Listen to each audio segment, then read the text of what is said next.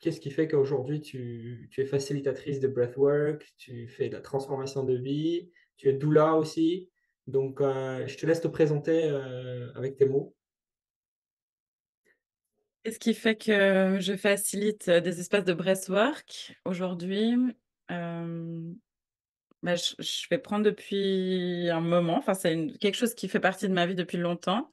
Les pratiques de respiration, plutôt pour calmer le système nerveux, c'est quelque chose qui est rentré dans ma vie quand j'étais assez jeune, autour de mes 11 ans. Je faisais beaucoup de crises d'angoisse et du coup, j'ai commencé des outils avec la méditation, la sophrologie, donc j'ai contacté, en fait, à ce moment-là, le souffle pour pouvoir justement m'accompagner, vraiment au quotidien dans toutes ces angoisses et ces douleurs physiques aussi.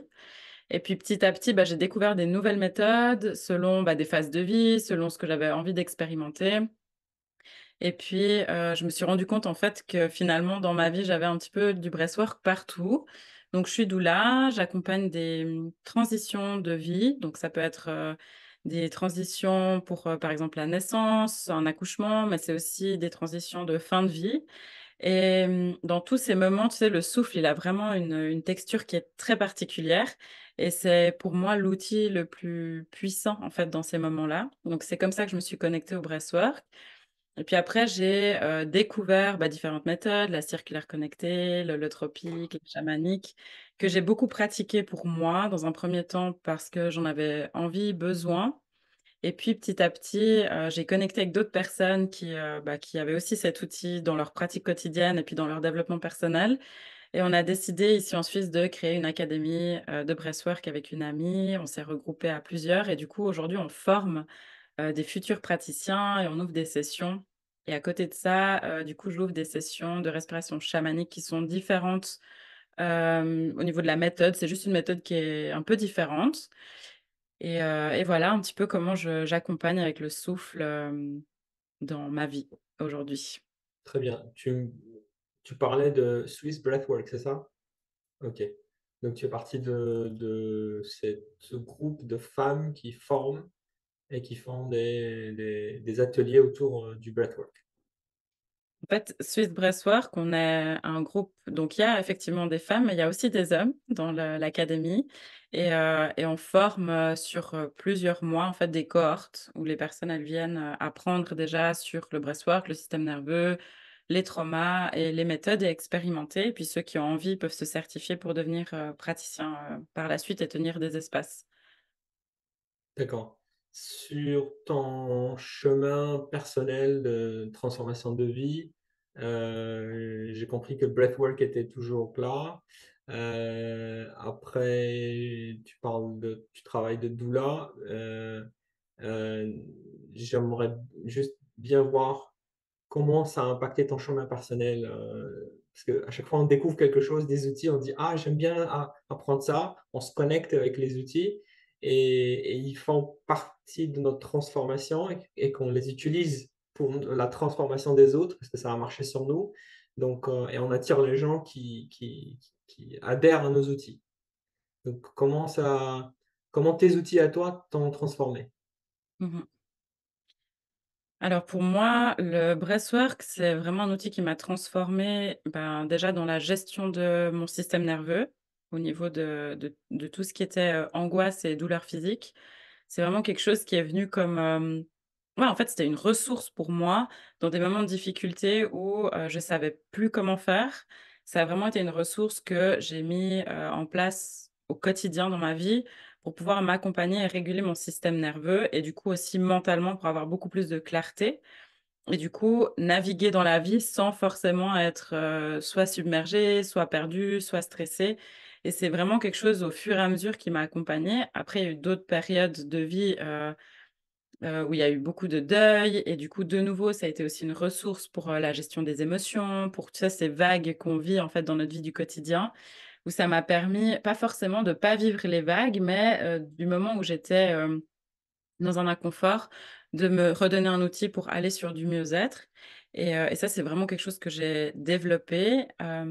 Après pour l'aspect de l'accompagnement en tant que doula, c'est quelque chose, auquel, si tu veux, je me suis pas forcément, j'ai créé des espaces en fait, d'accompagnement, avec les gens et puis au fur et à mesure de ces espaces de guérison, que ce soit avec le breathwork ou avec d'autres outils, je me suis rendu compte que j'arrivais toujours dans la vie de personnes à des moments de transition, des moments de deuil, des moments de séparation, des moments, vraiment de grosses transformations et en fait, les gens venaient vers moi juste pour ça, entre guillemets, pour ce petit laps de temps et après les gens, je les vois plus, tu sais? C'est vraiment à des moments clés qui viennent vers moi donc je me suis rendu compte que, bah, qu'en fait, c'était là où j'avais de la facilité et où j'étais, on va dire ouverte et contenante pour que les personnes, elles viennent dans ces moments-là et puis c'est là que j'ai commencé du coup à me renseigner sur les doulas, sur qu'est-ce qu'elles font et puis je me suis rendu compte que finalement, ben, c'est quelque chose que je faisais déjà, d'accompagner des transitions et que dans ma vie, depuis toute petite, il y a eu beaucoup de périodes de transition et je sais pas, c'est une sorte de facilité qu'il y a à l'intérieur de moi,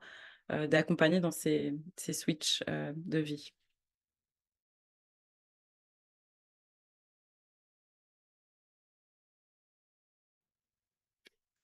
Si on prend les techniques de breathwork, alors les techniques de respiration et le breathwork.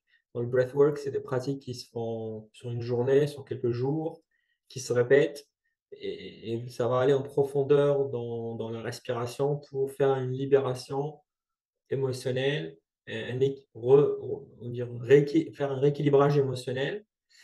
Les techniques de respiration sont plutôt des outils, qu'on utilise au quotidien. Je suis stressé, j'utilise telle respiration. Je suis fatigué, je vais rebooster mon système nerveux parce que j'ai besoin de mon énergie, d'être, concentré et la technique est breathwork. Donc le breathwork, on va dire, c'est une pratique beaucoup plus profonde et transformatrice. Heu Comment est l'impact d'un breathwork par rapport à une technique que j'utilise, juste maintenant pour avoir un impact sur ma journée ou sur le reste, de la matinée? Et par rapport au breathwork qui a un impact, alors je suppose, je sais que ça il a un impact sur quelques mois, voire tout déclencher tout un processus de transformation. Est-ce que tu peux me décrire cette partie-là? Mmh. Justement, dans le breathwork, il y a vraiment les pratiques de breathwork qui, elles, sont des méthodes, on va dire, un peu plus intensives de respiration. Il y a les techniques dont j'ai parlé tout à l'heure.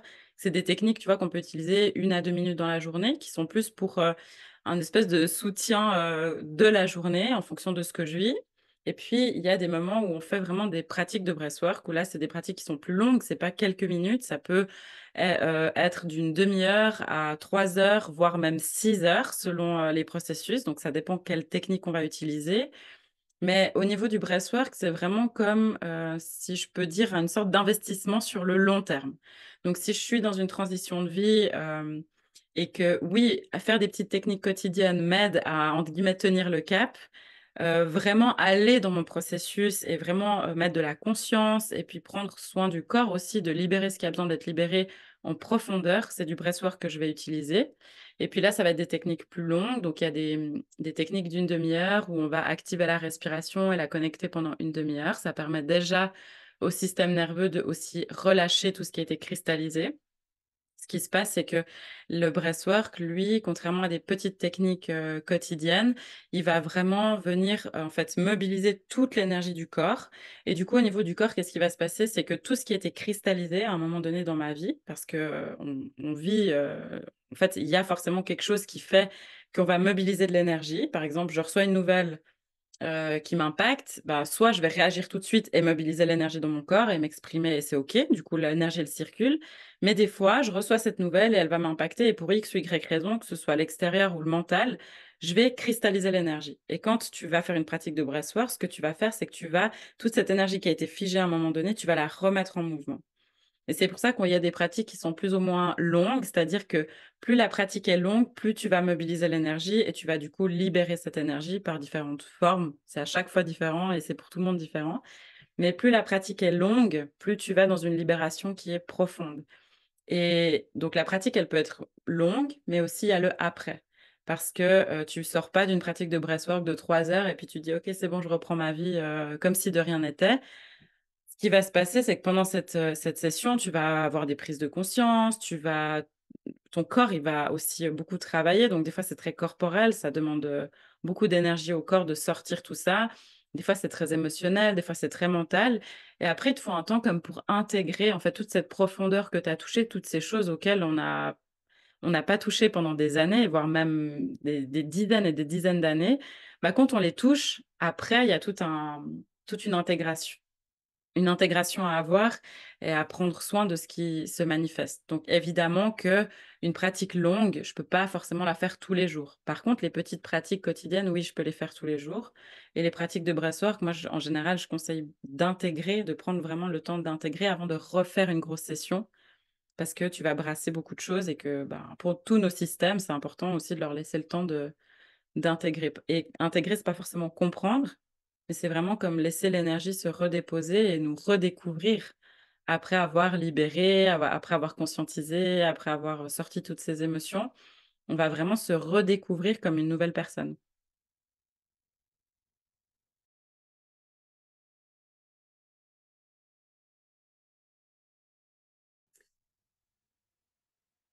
Chez Holistica Center, comme tu l'as vu, toutes les retraites utilisent les états modifiés de conscience. Alors, le breathwork, même les constellations familiales, que moi je considère une cérémonie qui altère la conscience d'une certaine manière, et les antéogènes, pour faire simple. Alors, ces techniques-là impactent parce que la personne vit une expérience ou revit une expérience et réorganise les émotions, les pensées, etc. Une réorganisation. Euh, Dans les techniques de breathwork, tu as le circulaire, donc la respiration chamanique, l'holotropique, le transformationnel, différentes techniques et plus. Et chacun met une marque sur la technique. Alors, si je prends, parce que tu es doula, tu travailles sur le breathwork, on parle de la libération émotionnelle, et après, on va aller encore plus loin, le périnatal, ou sur les études de Stanislas Grof, le créateur de la respiration holotropique, qui a été créé pour remplacer le LSD, parce que pour lui, le LSD est devenu interdit. Il a écrit pas mal de livres sur le LSD. Il s'est dit, OK, on va créer une nouvelle une approche, une façon de créer du LSD sans prendre du LSD. Et c'était la respiration holotropique. Mais après tellement d'expériences, de retraite, d'expérimentation, surtout, il a découvert que les gens revivent des expériences de leur naissance ou redigèrent ou retravaillent les émotions qui ont été absorbées par la maman et transférées au bébé. Et juste le périnatal, ce contexte-là, il fait que on a absorbé beaucoup d'émotions. Bon, le choc de venir dans ce monde, parce que c'est un choc. Je parle d'une naissance dans un hôpital froid, des couleurs vertes, des médecins avec des masques. Tout le monde il a des gants dans les mains, etc., etc., etc. Et donc là, il y a un choc qui vient et dit, ah, qu'est-ce que je fais là? Pourquoi c'est moche ici, c'est froid? Et il y a un choc déjà de l'accouchement, parce que l'accouchement dans la conscience collective, c'est une expérience assez difficile. Et là, on a les premiers traumatismes bienvenus dans ce monde. Et là, on trimballe de la dépression, de l'anxiété, des problèmes de santé mentale. Et on vit avec pendant 30 ans, 40 ans, sachant que on fait beaucoup plus de césariennes. On laisse pas la naissance se fait de manière naturelle, que le bébé est imbibé des bons microbes de la maman qui sont sur le vagin. Donc au final, on a découvert que grâce à ces microbes-là, le bébé va avoir une flore intestinale assez équilibrée, son deuxième cerveau, et ensuite, dans le temps de 20 ans, 30 ans, il va développer une bonne santé mentale. Le cas contraire, beaucoup de cas de césarienne, ce qui va arriver, c'est qu'un enfant, il n'a pas pris ses bactéries, il va avoir un déséquilibre des bactéries intestinales, flore intestinale, et ça va déclencher de la dépression et de l'anxiété. Donc, pourquoi? Parce que plus de 80, alors je n'ai pas les pourcentages exacts, de la sérotonine, elle est créée grâce à la flore intestinale. Mmh. Donc là, je te fais un cours, mais tu connais déjà tout ça. Juste, je partage, parce qu'il y a des gens qui écoutent. Alors, et quand tu vois là, donc le périnatal, la respiration holotropique travaille sur le périnatal, le travail de doula, tout est lié. Et je ne sais pas si dans si tu peux partager ou commenter, dans les expériences que tu as eues avec le breathwork, holotropique ou autre technique, parce qu'on va arriver dans différents chemins pour arriver peut-être au même endroit. Hem, Comment les gens vivent ce retour, au périnatal? Ou est-ce que tu as eu déjà des expériences, semblables? Ça, c'est un sujet qui me passionne. Si tu veux, dans beaucoup de visions ancestrales aussi, on parle du fait que, il y a différentes phases de l'accouchement qui sont comme les premiers espaces où on peut avoir des traumas. Et dans une vision que la vie est une spirale, on va, dans notre vie de tous les jours, on va revivre en fait la spirale qui est celle de notre naissance et que chaque moment de notre vie, quand on vit des choses qui sont difficiles, c'est équivalent par exemple à une contraction et selon dans où j'en suis dans mon processus, ça va être fluide, ça va ressembler à de la détresse et qu'en fait dans notre vie, on vit constamment des situations qui nous ramènent à, l'histoire de notre naissance. Pour ma part, j'ai pu constater vraiment dans les sessions de breathwork, dans toutes les sessions où je mets mes pieds, dans toutes les sessions, il y a des personnes qui vont revivre, des moments de leur naissance, des moments, pour certaines personnes d'accouchement, des femmes qui vont revivre leur accouchement et il y a une sorte de confusion entre l'accouchement, d'accoucher son enfant et de s'accoucher soi-même, parce que chaque bébé finalement s'accouche aussi soi-même. Le bébé est autosuffisant et il sait faire. Donc il y a vraiment cette phase, tu sais, de comment dire? Où on est dans un espace où on est bien, on est que dans le ventre de notre mère, où il y a aucun effort, où il y a vraiment la notion que tous nos besoins, ils sont remplis sans même qu'on ait besoin d'en faire part. C'est automatique, la vie, elle est là, en fait.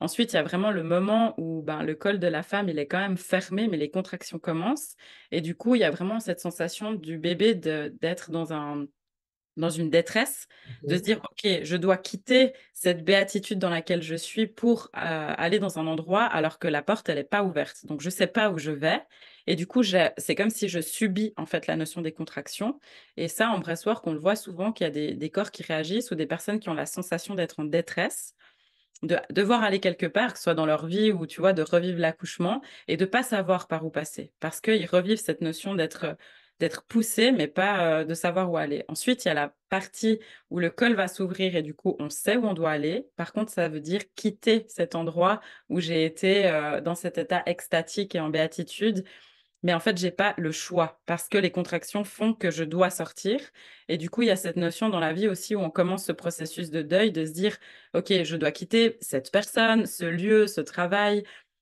cet endroit et je sais que je dois le faire. J'ai pas envie, mais j'ai pas le choix parce que la vie, elle me pousse», tu vois?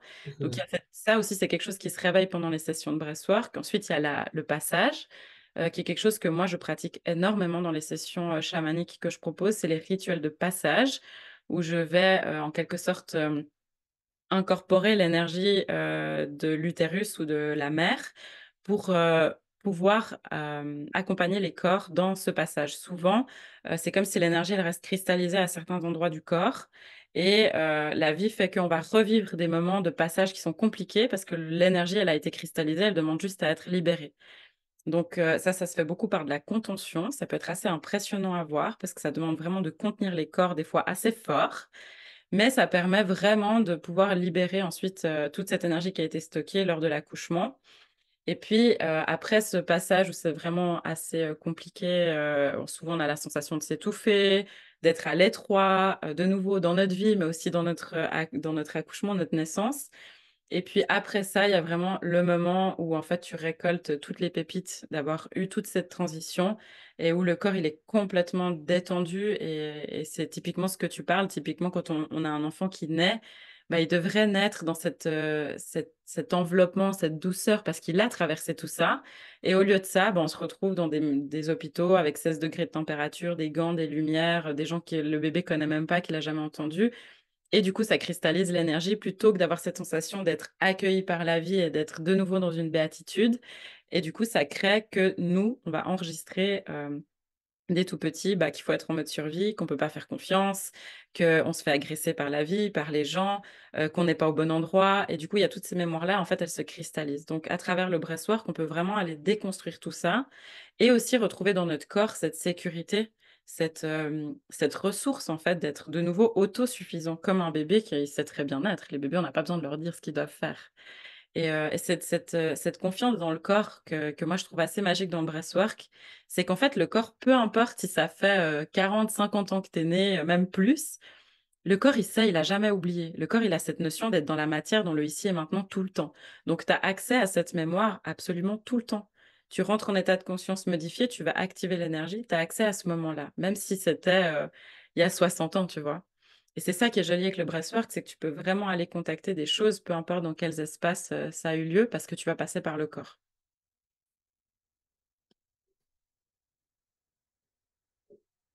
Je te termine ton processus, parce que là, on a parlé de ce moment et les gens reviennent au périnatal, ils travaillent sur le périnatal et libèrent des émotions.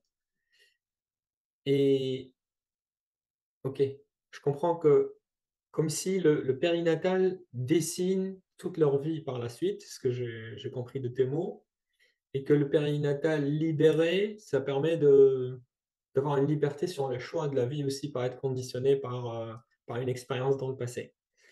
Hem, alors holotropique, chamanique et circulaire pendant la retraite, selon le groupe, il y a des gens qui vont les participants vont peut-être avoir, la chance de tester une ou 2 techniques. Ça dépendra du groupe de participants.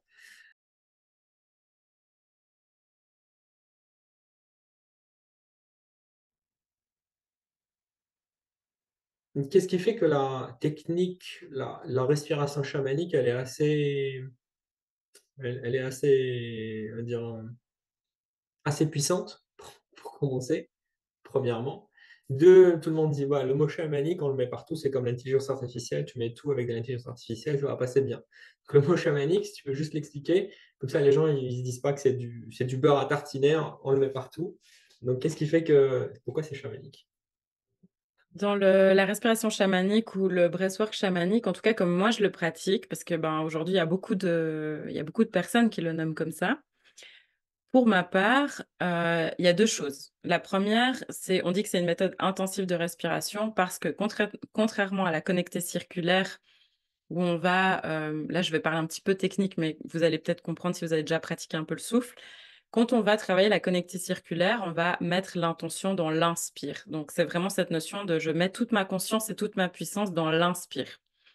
Et du coup, ça va me permettre au niveau du système nerveux, ça va me permettre de pouvoir respirer vraiment avec le ventre et pas avec la partie du haut, parce que généralement, quand on est dans notre système nerveux, sympathique, donc qui a tendance à s'activer quand on est stressé, angoissé, en trauma, ça va être plutôt la partie du haut du corps. Et là, quand on fait la connectée circulaire, on invite vraiment à travailler avec le ventre, donc on va vraiment travailler avec nos 2 systèmes nerveux. La chamanique, on va commencer avec le ventre, mais ensuite, la respiration, comme elle est très rapide et uniquement par la bouche, on va autant, mettre notre conscience dans l'inspire que dans l'expire. Et du coup, la respiration, c'est comme si elle va monter au niveau du buste et tu vas vraiment, dans le on va dire dans la méthode, tu vas vraiment aller comme contacter tout ton système sympathique, donc tout ton système où il y a des traumas, où il y a des blocages et en fait, on va vraiment faire une sorte de décharge de ce système-là. C'est comme aller le revisiter pour pouvoir permettre de libérer tout ça. C Ça dépend des gens. Il y a des gens qui sont plus à l'aise avec cette méthode, d'autres qui sont plus à l'aise avec l'autre. Il y a pas une qui est mieux que l'autre, elles sont juste différentes et physiquement et ben, évidemment, la chamanique, elle est plus intense parce que du coup, comme je respire plus vite, je vais engager beaucoup plus mon corps et l'énergie que je vais emmagasiner, elle est beaucoup plus grande, donc physiquement, c'est assez intense. Au niveau de la durée, la chamanique, nous, on la propose, donc tu vas concrètement respirer pendant 1 heure et demie et ensuite tu vas garder l'espace d'une personne qui respire pendant 1 heure et demie. Donc c'est possible que tu respires, plus ou moins 2 heures. Même quand tu es gardien, tu vas un petit peu, respirer pour la personne que tu gardes, juste pour lui rappeler de respirer, donc c'est possible que tu respires plus qu'1 heure et demie, donc la pratique, elle est beaucoup plus longue. Au niveau du focus et de l'état de conscience modifié, c'est beaucoup plus long, donc tu vas être en état de conscience modifié pendant 3 heures en chamanique, alors qu'une pratique, connectée circulaire, c'est grosso modo 1 heure, 1 heure et demie, on va dire. Le mot chamanique ici, pour moi, il est important de préciser. Qu'est-ce que c'est? Ça vient d'où? Parce qu'on l'entend un peu à toutes les sauces en ce moment. Le chamanisme, pour moi, c'est vraiment un langage, de l'invisible. Donc c'est pouvoir communiquer avec l'invisible. Tout le monde n'est pas chaman. Par contre, on peut faire des pratiques chamaniques. Et là, dans la respiration chamanique, les personnes qui vont tenir l'espace du breathwork, c'est des personnes qui ont la connaissance et les sens suffisamment, on va dire, fins pour pouvoir ouvrir un espace vraiment de l'invisible et pouvoir demander à ce que toutes les personnes qui respirent, ils puissent eux-mêmes incorporer des énergies qui ont besoin d'être manifestées pour que la personne elle puisse vivre son processus. Donc, je te parlais tout à l'heure, par exemple, de j'incorpore l'énergie de l'utérus de la personne pour pouvoir la contenir, pour qu'elle puisse vivre son processus de naissance. Ça, par exemple, tu vois, c'est pas mon énergie à moi, Sacha Malina. C'est l'énergie de l'utérus de cette personne, enfin, de sa mère, ou l'utérus universel. Enfin, après, peu importe les croyances, mais c'est pas mon énergie à moi personnelle. Donc, c'est comme si moi, je suis au service de l'énergie de la personne qui respire pour pouvoir recevoir l'énergie dont elle a besoin pour faire certains processus. Donc, ça implique qu'il y ait des choses très étranges qui se passent quand on vit un breathwork chamanique. Typiquement ça, la contention. Il peut aussi y avoir, des fois, de l'encouragement à lâcher de la colère. Donc je vais venir vraiment confronter la personne physiquement avec ce qu'elle est en train de vivre, parce que je vais incorporer une énergie qui va l'activer dans ce qu'elle doit libérer. Donc ça dépend et à l'inverse, bah, des fois, il y a des énergies qui sont extrêmement douces quand on est dans cette partie un peu extatique, tu sais, de la vie, où là, on va incorporer, bah, des énergies qui sont vraiment soutenantes, qui sont enveloppantes, qui sont très, très douces pour que la personne, elle puisse comme recodifier son corps de: «OK, je peux me déposer dans la vie, en fait, je suis soutenue, je suis abondant, je suis abondante, je suis» tu vois, toutes ces choses-là. Et c'est là où pour moi le mot chamanique, il prend son sens, c'est-à-dire que les personnes qui tiennent l'espace, elles ont cette disponibilité pour pouvoir vraiment laisser passer les énergies et je vais pas juste tenir une session de breathwork, en disant aux gens comment ils doivent respirer, il y a vraiment c'est vraiment une cérémonie, en fait. Une retraite complètement transformatrice. Alors sur la retraite breathwork sur laquelle, toi et Lyon, vous allez participer, animer, co-animer, heu, donc il y a une session de préparation. Il y a toute une journée avec 2 grandes sessions, de breathwork, donc il y aura les sitters et les breathers, donc ceux qui vont inspirer sont, ceux qui vont, aider. Bien sûr, vous serez les 2, toi, Sacha et Lyon, à gérer, on va dire, la pratique. Donc et ensuite, il y aura des sessions d'intégration, pour un peu mettre des mots sur l'expérience.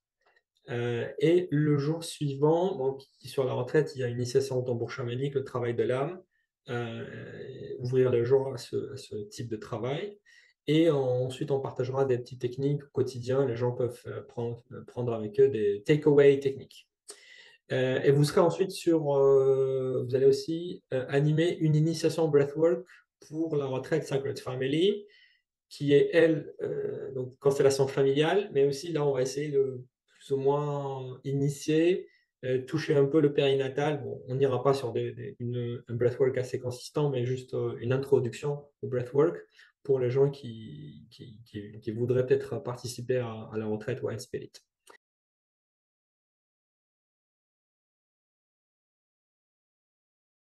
Post-retraite, comment les gens reviennent donc suite à, on va dire, revenir, à leur quotidien, comment les gens intègrent le breathwork par la suite. Alors, tu peux me partager avec moi des témoignages ou comment se fait l'intégration après le breathwork.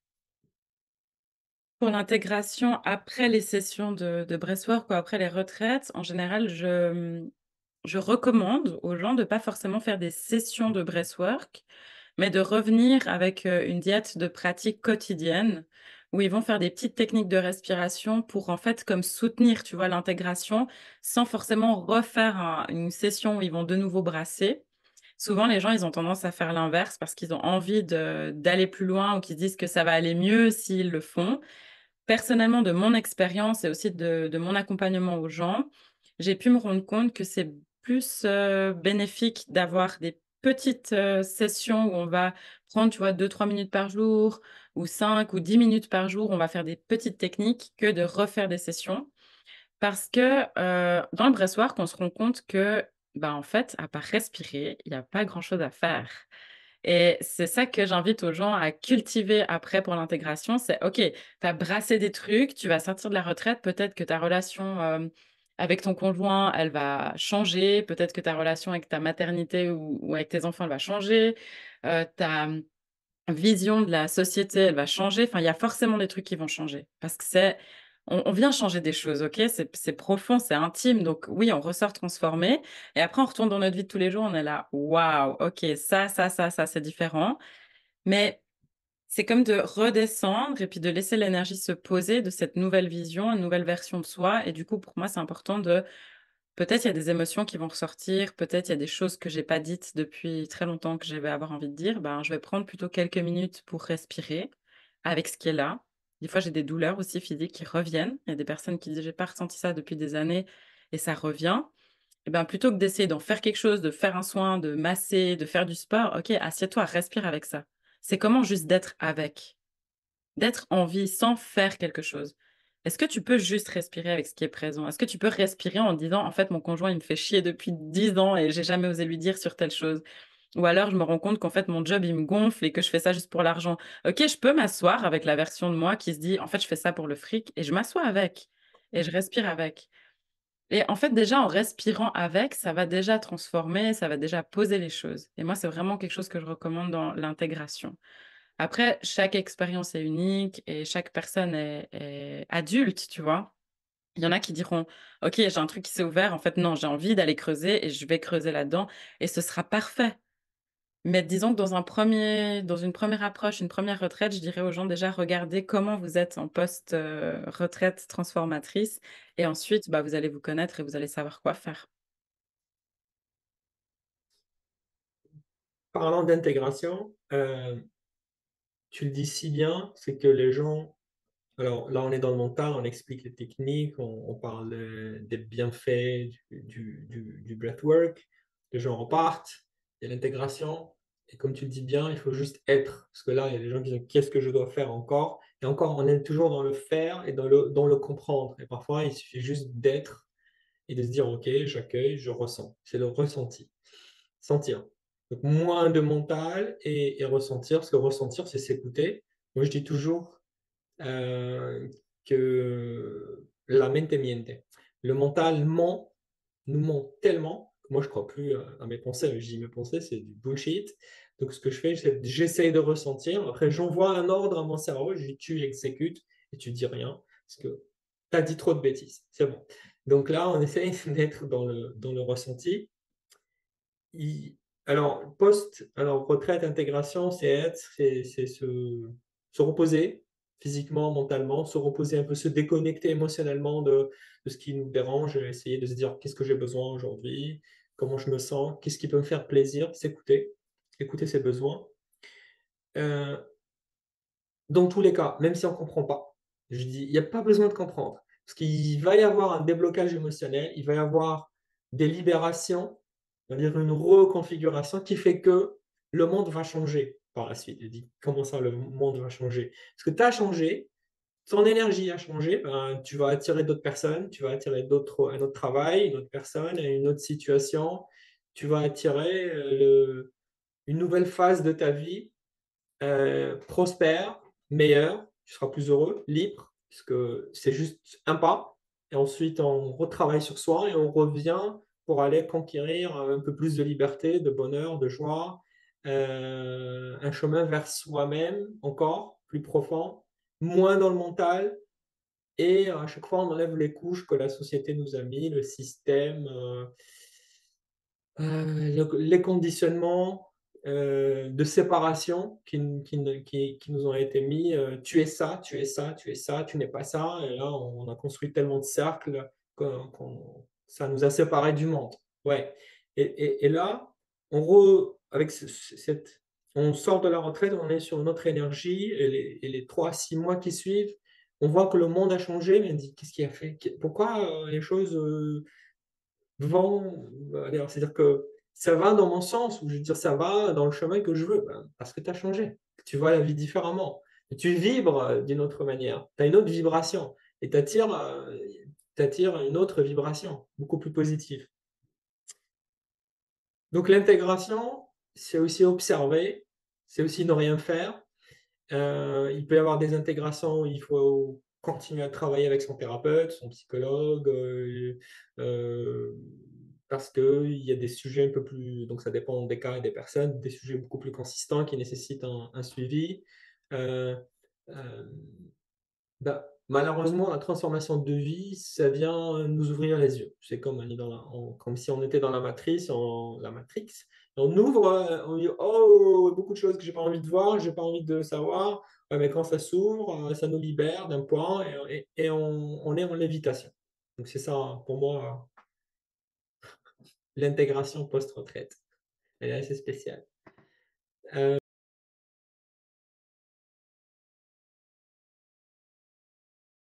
Hem, est-ce que tu pourrais partager avec nous un retour, je ne sais pas, de tes participants sur des retraites?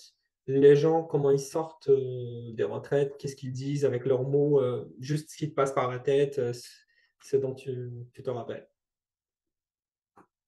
Mmh, moi, je dirais que les gens, ils sortent souvent des retraites avec cette notion, tu sais, un peu de, c'est comme si on leur a enlevé un voile des yeux et du coup, il y a beaucoup d'amour et d'émerveillement en se disant: «Waouh, ça va être super!» Enfin, j'ai une perception de la vie et de moi qui a complètement changé et puis, il y a un petit peu l'appréhension de comment je vais retrouver ma famille, mes amis, mon job, enfin tout ça. Donc ça, c'est en général ce que les gens ils disent le dernier jour avant de partir, c'est en se disant: «Waouh, merci, de nous avoir accompagnés pour enlever ce voile» et c'est toutes ces prises de conscience qui font que du coup, bah, ils sont beaucoup plus proches d'eux-mêmes et comme tu disais avant, cette notion comme d'être un peu plus rassemblés et moins éclatés comme ça dans leurs pensées, dans leur corps. Il y a vraiment cette notion comme c'est comme s'ils se récupèrent un peu et du coup, ben, il y a beaucoup d'amour, beaucoup d'envie et beaucoup de calme aussi. Il y a cette sensation en tout cas, les gens quand ils quittent, les retraites que je propose, il y a vraiment cette sensation il y a pas de lutte. Je ressors pas de la retraite en me disant: «Je dois faire ci, je dois faire ça, je dois activer ci». Alors des fois, oui, quand il y a les personnes viennent avec des questions à des retraites et qu'ils ont des réponses, ils savent ce qu'ils doivent faire. Mais il y a comme une notion de tout est beaucoup plus léger et il y a moins cette gravité de la vie, que notre mental souvent il nous fait, croire que tout est grave, tu sais, que tout est danger, que tout est Mmh. que ça, c'est vraiment quelque chose d'assez commun, cette sensation d'avoir vraiment changé profondément et d'être beaucoup plus calme dans la vie. Ouais, je crois que ça, c'est un peu la ce qu'il y a le plus, en fait.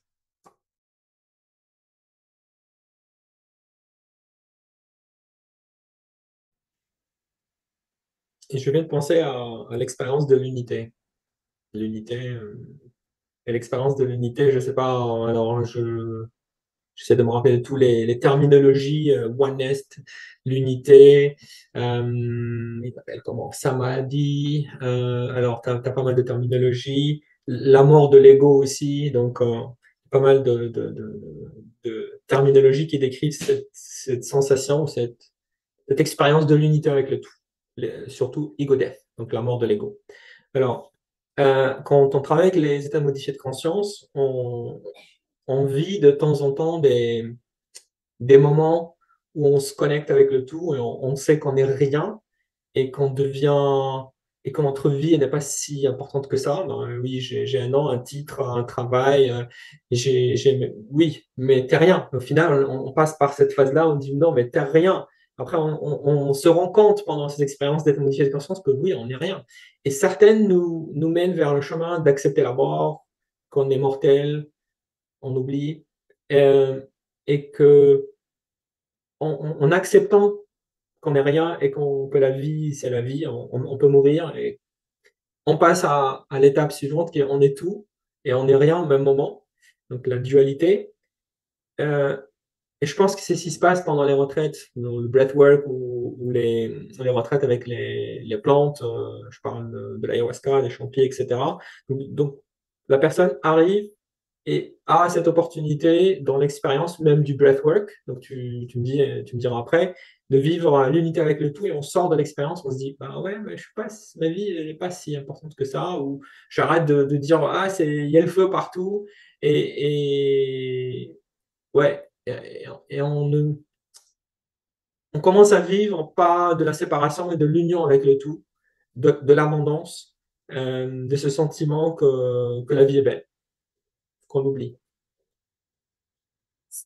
Je me permets de rebondir sur ce que tu dis, c'est que, c'est joli ce que tu as nommé là. Moi, j'ai un lien très particulier avec la mort et j'accompagne les gens et j'invite les gens à rentrer en lien avec la mort de manière différente pour pouvoir transformer leur vie. Tu sais, c'est un peu le chemin inverse que tout le monde aimerait faire. Tout le monde veut être bien avec la vie, mais la mort loin, tu sais. Et pour moi, hein, dans ce que j'ai expérimenté, c'est vraiment plus tu rentres en lien en joie et en plaisir avec l'amour, euh, dans une phase de mort, que ce soit des petites morts, tu vois, du quotidien ou des phases vraiment de mort très concrètes, plus tu vas avoir un lien différent avec la vie. Et si je reprends ce qu'on a discuté tout à l'heure sur l'accouchement et la naissance, le moment où le bébé sort, c'est vraiment le moment où il a accepté, en fait, qu'il devait mourir sous la forme qu'il était avant. Et ensuite, il peut avoir cette notion d'extatique et d'union avec sa famille, avec les gens qui sont là et ce nouveau monde, en fait, qui s'ouvre.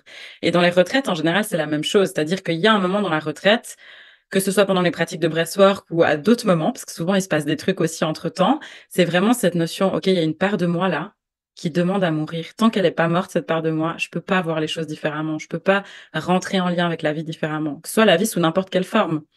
Et ça, c'est joli pour moi de le vivre aussi en breathwork. Il y a beaucoup de personnes qui expérimentent la mort dans les sessions que je tiens, physique, émotionnelle et mentale, parce que pour moi, cette étape-là, elle est indispensable et qu'aujourd'hui, l'être humain a cette espèce de déni de la mort où on pense qu'on est, oui, on est immortel sous une certaine forme, mais notre vie d'humain, elle nous demande de savoir mourir quotidiennement à chaque instant. Et en fait, si tu vois pas ça, tu peux pas voir la vie dans l'autre sens. Si tu acceptes pas qu'à chaque expiration, tu meurs, qu'à chaque fois que tu vas te coucher, tu meurs, qu'à chaque fois que tu dis au revoir à quelqu'un, tu meurs sous cette forme-là, tu la retrouveras plus la même chose, la même personne. Plus tu vas rentrer en lien avec plaisir et amour avec ces petites morts, plus tu vas être en lien avec la vie et plus tu vas vivre en plaisir et en amour.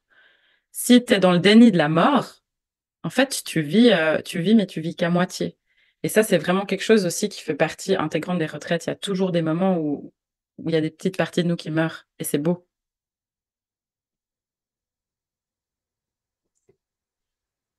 Est-ce que je suis intéressé de savoir un peu plus sur les workshops que tu animes autour de la mort? Je ne me rappelle plus du nom, mais est-ce que tu peux décrire la structure et qu'est-ce que tu proposes?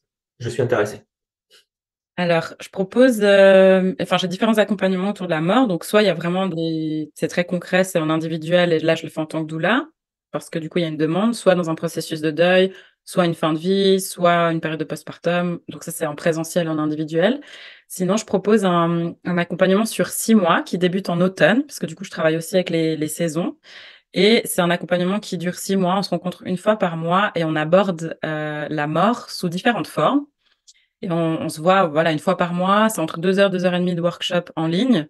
Et on est tout un groupe à travailler sur la mort, les différentes morts, tout ce que ça représente, toute la systémique que ça touche en nous, dans nos familles, dans nos corps. Il y a vraiment c'est comme observer la mort et voir comment je rentre en lien avec elle et apprendre à rentrer en lien différemment avec. Et sinon, je propose aussi, donc cet accompagnement-là, il s'appelle Mortuoria. Et il y a un accompagnement de Mortuoria en présentiel qui est 4 journées où il y a des rituels de passage. Donc, c'est des rituels où on va vraiment traverser en fait des différentes morts sous différentes formes, et c'est des rituels. Donc, c'est vraiment de travailler avec l'inconscient et le conscient dans un processus de vie et de renaissance. Parce que du coup, bah, c'est forcément lié. Mhm. J'essaie de faire le lien entre le travail de la transformation et la mort, et tu parles des petites morts.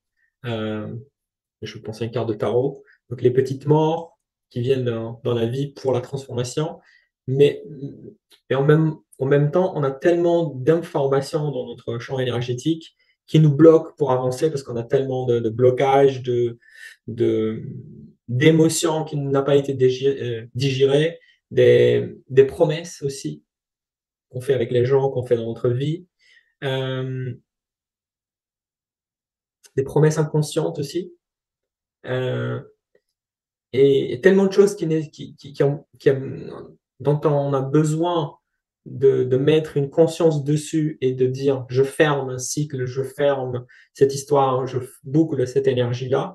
Euh, C'est-à-dire pas mal de morts à, à célébrer pour ouvrir de nouveaux chapitres. Et les gens souvent résistent à vivre, donc ils ne vivent pas, résistent au changement, donc ils sont bloqués à vivre la même chose encore et encore et encore, parce qu'ils disent ouais mais je revis la même chose, c'est juste les acteurs ont changé, la situation, le lieu, mais oui mais parce que tu es toujours bloqué dans ces situations-là, tu n'arrives pas à fermer le chapitre, à accepter que certaines choses sont finies, au revoir, adieu, et on passe à quelque chose de nouveau. Parce que les meilleurs moments de la vie, c'est maintenant. Alors peut-être que c'est difficile de comprendre ça, c'est pas une phrase tirée d'un livre, c'est maintenant et tout de suite. Parce que c'est là où la vie, elle se déroule et, et c'est là où il y a l'opportunité de transformation, d'élévation de conscience, on va dire comme ça, qui n'existe pas.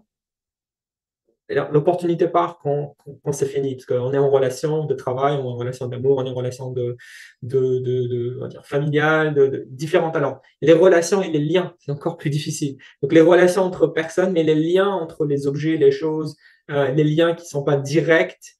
Donc, il y a pas mal de liens et de relations qui se créent, qui ont besoin d'être coupés, je te parle, alors je prends juste un exemple, parce que là, je vais virer vers beaucoup de sujets je vais partir en ébullition. Par exemple, tu as la maman qui exprime l'amour, parce que le sujet final va revenir vers l'amour. La maman qui exprime l'amour à sa fille, lui dit non, mais tu sors pas avec ce garçon, il est comme ça, il est comme ça. Elle la protège, mais en maman, elle ne la laisse pas vivre. Là, on a le contrôle par l'amour, et là, l'expérience, on laisse pas les gens faire l'expérience de leur vie, décider, et juste par amour. Alors, on va revenir à l'amour. Donc, au final, on passe un passage de la mort, nous reconnecte avec l'amour et la vie, tout simplement. Donc, il y a ceux qui vont comprendre mes phrases, et je dis tant mieux. Ceux qui ne vont pas comprendre, je dis tant pis, ben, ils vont comprendre une autre fois. Ouais, donc la connexion, euh, les connexions, les liens, les relations qu'on a aujourd'hui, elles sont notre champ énergétique qui conditionnent notre vie. Et au moment où on fait une retraite, un breathwork, une expérience de conscience altérée, on fait un travail sur soi, là, on va fermer des chapitres, célébrer des morts. Tiens, je ferme ces chapitres-là pour ouvrir de nouveaux. Et là, quand on sort, on revient. Je reviens à l'intégration, bah, on est différent, vivre de manière différente, et là on se connecte avec la vie, avec l'amour, et on est plein d'amour. C'est comme si on rentre dans une retraite, on nous remplit d'amour, après on sort, on dit ah j'aime tout le monde, la vie, etc. Et après quelques mois, 5, 6 mois, les gens batterie faible, on dit revenez à la retraite, il y a encore du travail à faire, et le chemin et le processus continue. Mmh. Merci pour ta vision, j'aime bien. Venez à la retraite si vous n'avez pas compris concrètement, si ça vous dit rien. Moi, je pense qu'il faut vivre l'expérience, vraiment. C'est de se reconnecter, de couper tous ces fils qui nous empêchent d'avancer, pas d'avancer vers l'avant, mais d'avancer à l'intérieur, tu sais, vers soi. Et vraiment, je pense qu'il faut le vivre pour vraiment comprendre, tu sais, OK, j'ai coupé ces liens qui m'empêchent d'aller vers moi-même, en fait, et d'être en amour avec moi. C'est difficile, je trouve. Alors, il y a le sujet de la mort, mais aussi le sujet de l'amour. Souvent, on a tendance à pas savoir, en fait, ce que ça veut dire. Il y a beaucoup de gens qui parlent d'amour alors qu'en fait, c'est du contrôle ou c'est de la dépendance. Enfin, tu vois, il y a vraiment tout ça. Et on met la case sous l'amour, mais en fait, l'amour, c'est pas forcément tout ça. Donc, c'est joli aussi de redéfinir dans ces retraites, c'est quoi l'amour pour moi? Pas comment un tel l'a manifesté vers moi et moi j'ai enregistré que c'est ça l'amour. Comment moi, je peux redéfinir l'amour dans ma vie.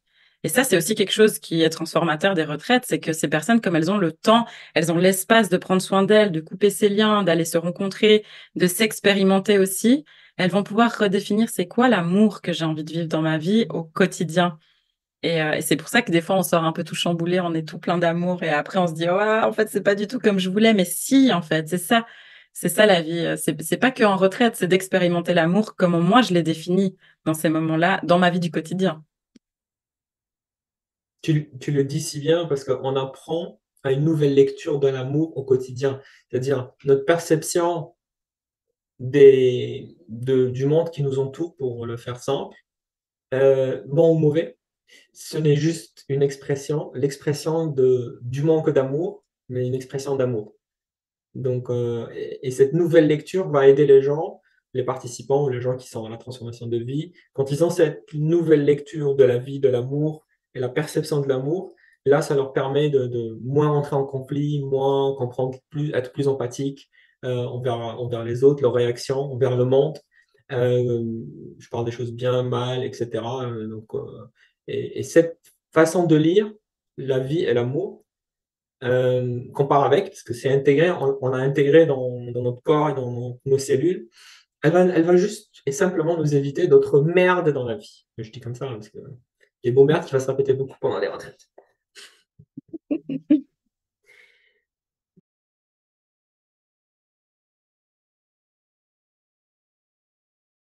Sacha Mélina, dis-moi si je me trompe. Est-ce que tu es colombienne? Oui. Donc tu parles espagnol. Oui, je parle espagnol. Je fais semblant qu'on n'a pas parlé espagnol. Donc tu parles espagnol, parce que les retraites, tu sais, elles sont en anglais, mais toute l'équipe parle français, parle espagnol. Donc actuellement, tu es à Genève, si je ne me trompe pas. Non, alors. Actuellement, je suis dans la région de Lausanne, entre Lausanne et Vevey, en Suisse. Ok, très bien. Moi, je suis encore à Barcelone, je peux bouger. Alors, je parle du bagage, pourquoi je reviens sur la Colombie et le tableau qui est derrière. Euh, j'ai un amour assez spécial pour la Colombie et le Mexique. Alors, et là, je reviens sur ton histoire, la Colombie. Je sais qu'il y a un peu plus que le breathwork, etc. J'essaye des choses cachées.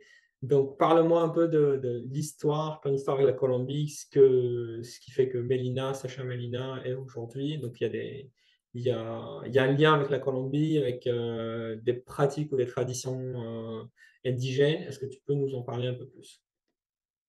Tu veux que je te raconte mon histoire? Un tout petit peu, un tout petit peu. Non, mais après, je t'oblige pas, mais Mmh, bah, alors moi, je suis originaire, en fait, de Colombie, donc je suis née là-bas, dans la région de Cali. Je suis venue ici en Suisse avec ma famille en tant que réfugiée politique, dont j'ai été, un pont, on va dire, entre la Colombie et la Suisse. Donc moi, j'ai grandi en Suisse et j'ai eu la chance d'avoir, une famille, du côté de ma mère surtout, qui était très connectée au monde subtil, au monde énergétique, aux traditions. On est beaucoup de femmes dans la famille de ma mère, donc il y a vraiment quelque chose qui s'est comme transmis, autour des femmes. D'ailleurs, il y a beaucoup d'accompagnements que je fais qui sont liés à ça aujourd'hui. Et j'ai eu la chance de pouvoir, vivre en fait, en Colombie, grosso modo 2 mois par année. Ma mère, en fait, elle nous envoyait avec mes sœurs, chez les abuelas pendant 2 mois, tout l'été, pour qu'on puisse être avec elles. Et du coup, moi, ça m'a vraiment permis de garder, tu sais, ce lien très, très fort avec la Colombie, avec, avec ma famille, avec les traditions aussi, et puis comme une autre vision de ce qu'on peut voir ici en Suisse. Comme c'est vraiment 2 mondes qui sont très différents. Et aujourd'hui, je dirais que j'ai vraiment comme les 2, un peu les 2 racines, c'est-à-dire qu'il y a des fois où je me trouve très suisse, puis des fois où je me trouve très colombienne. Quand je vais en Colombie, les gens me trouvent très suisse. Quand je suis ici, les gens me trouvent très colombienne. Donc, il y a vraiment cette notion un peu des 2. Et je pense vraiment que c'est une richesse pour moi. Il y a comme la structure de la Suisse qui me permet d'avoir un certain ancrage, une certaine structure dans ma manière d'accompagner les gens, dans ma manière aussi d'avoir mon entreprise et tout ça. Et puis, il y a tout l'aspect, on va dire, énergétique et culturel de Colombie, où bah, là, il y a des transmissions avec les abuelas, où il y a vraiment une vision de tout ce qui est tradition. Et puis du monde subtil où en fait tu rentres en lien, c'est tout le temps et tous les jours et peu importe ce que tu fais. C'est-à-dire que moi, on m'a appris à faire le ménage de façon énergétique. On m'a pas appris à passer la panosse ou, enfin tu vois, le balai, juste il faut faire comme ça. On m'a dit tu commences depuis là et tu vas vers la porte parce qu'on veut sortir les trucs qu'on veut plus et on ouvre la porte pour que les choses qu'on veut, elles rentrent. Et c'est toutes des petites choses comme ça où en fait moi j'ai grandi comme ça. Donc c'est quelque chose qui fait partie de ma vie.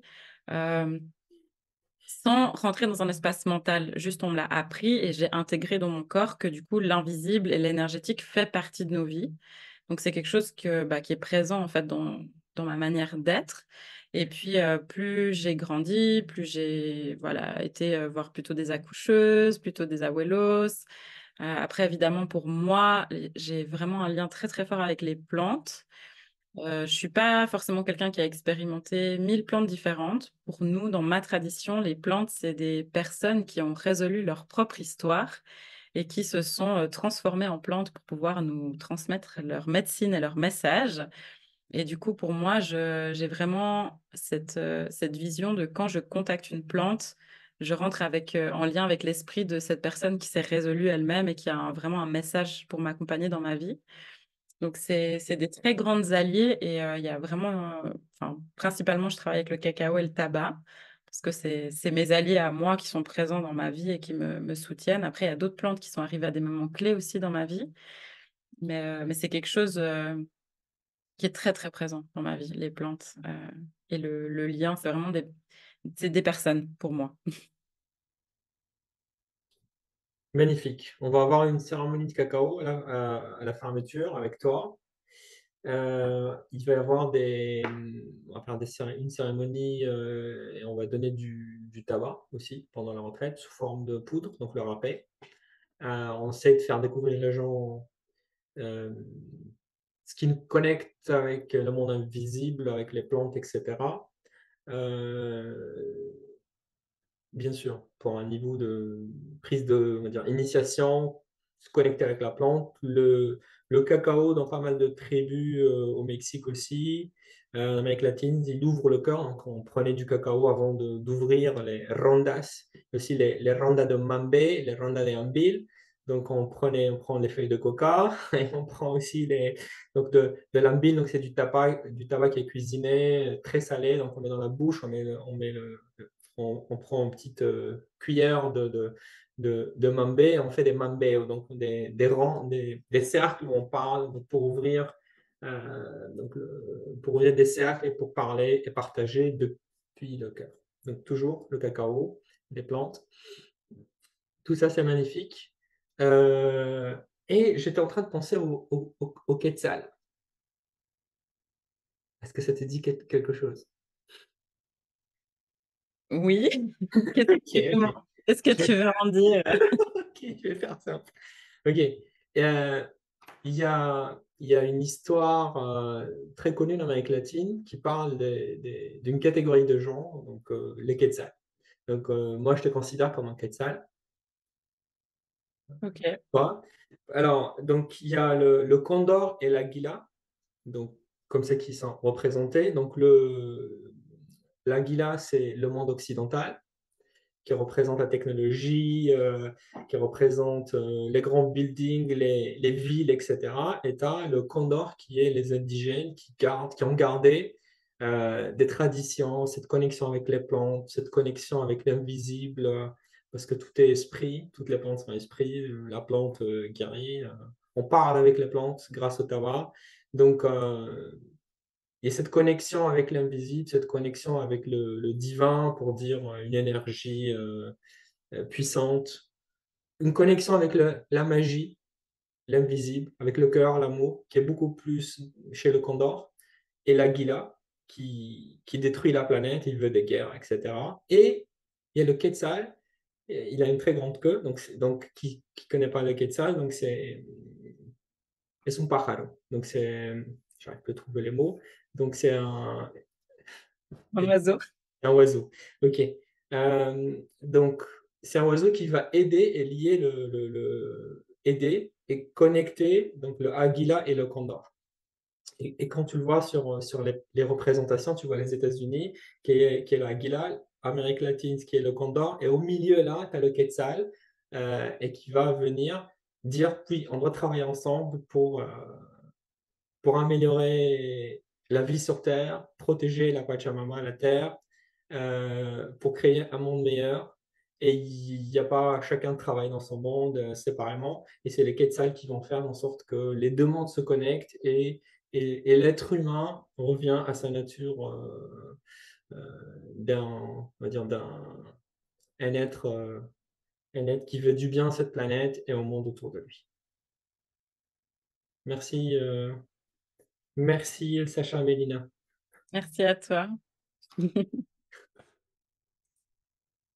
as un autre chose, d'autres choses à partager ou je te laisse la parole, je ne sais pas, ce qui te passe par la tête? Non? OK. Non, moi j'ai rien, ça, c'est bon. Très bien. Donc je te dis merci. On se voit très vite, sur Barcelone, sur les retraites et merci beaucoup pour le temps passé, pour ton ouverture, pour cette connexion. Donc je vais le dire, on n'a rien préparé, donc ça c'est bien, on a bien fait et merci à toi. Merci pour ton temps et tes questions qui m'ont aussi fait, introspecter et dévoiler. Des fois, j'ai de la peine à me dévoiler, tu sais? C'est comme s'il y a beaucoup de secrets, mais j'arrive pas à les dévoiler et du coup, c'était chouette de partager avec toi et les personnes qui vont voir, en fait, cette interview. Merci.